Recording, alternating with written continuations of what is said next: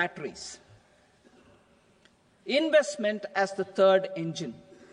Now I move to investment as the third engine, which encompasses investing in people, investing in the economy, and investing in innovation. Investing in people. Saksham Anganwadi and Poshan 2.0. Saksham Anganwadi and Poshan 2.0 program provides nutritional support to more than 8 crore children, 1 crore pregnant women and lactating mothers all over the country, and about 20 lakh adolescent girls in aspirational districts and the Northeast region.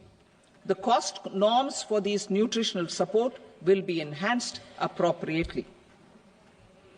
Atal Tinkering Labs. 50,000 Atal Tinkering Labs will be set up in government schools in the next 5 years to cultivate the spirit of curiosity and innovation and foster a scientific temper among young minds. Broadband connectivity to government secondary schools and PHCs. Broadband connectivity will be provided to all government secondary schools and primary health centers in rural areas under the BharatNet project. Bharatiya Bhasha Pustak Scheme. We propose to implement a Bharatiya Bhasha Pustak scheme to provide digital form Indian language books for schools and for higher education. This aims to help students understand their subjects better and in their language. National Centers of Excellence for Skilling.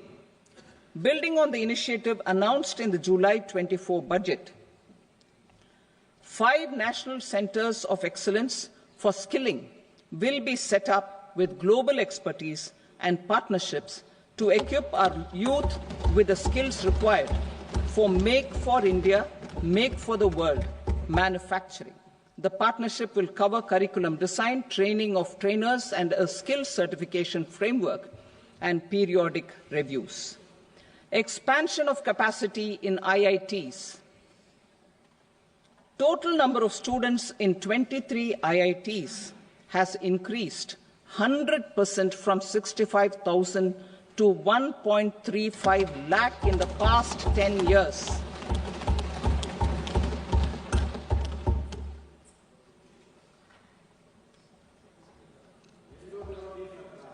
Additional infrastructure will be created in the 5 IITs started after 2014 to facilitate education for 6,500 more students. Hostel and other infrastructure capacity at IIT Patna will also be expanded.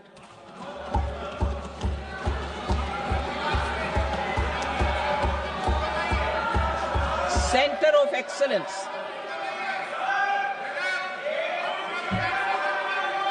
Center of Excellence in AI for Education. I had announced 3 centers of excellence in artificial intelligence for agriculture, health, and sustainable cities in 2023. Now a center of excellence in artificial intelligence for education will be set up with a total outlay of 500 crores. Expansion of medical education. Our government has added almost 1.1 lakh undergraduate and postgraduate medical education seats in 10 years, an increase of 130%. In the next year, 10,000 additional seats will be added in medical colleges and hospitals towards the goal of adding 75,000 seats in the next 5 years.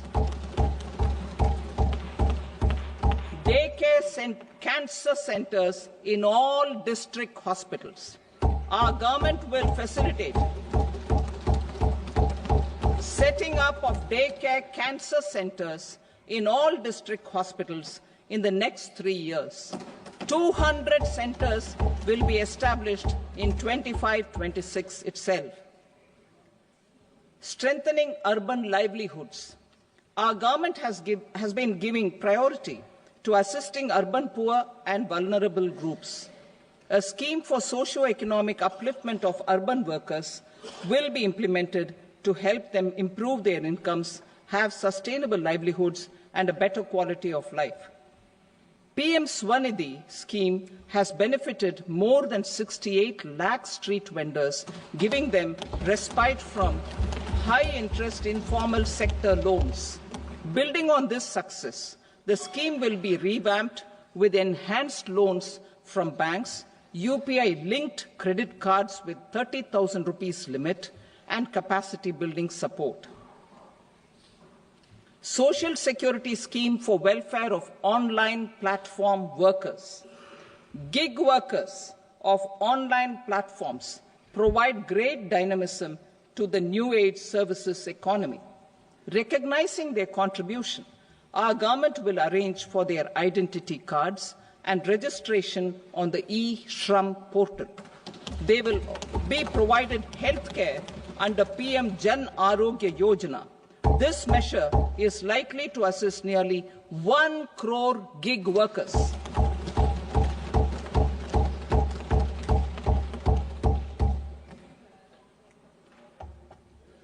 Investing in the economy. Public-private partnership in infrastructure.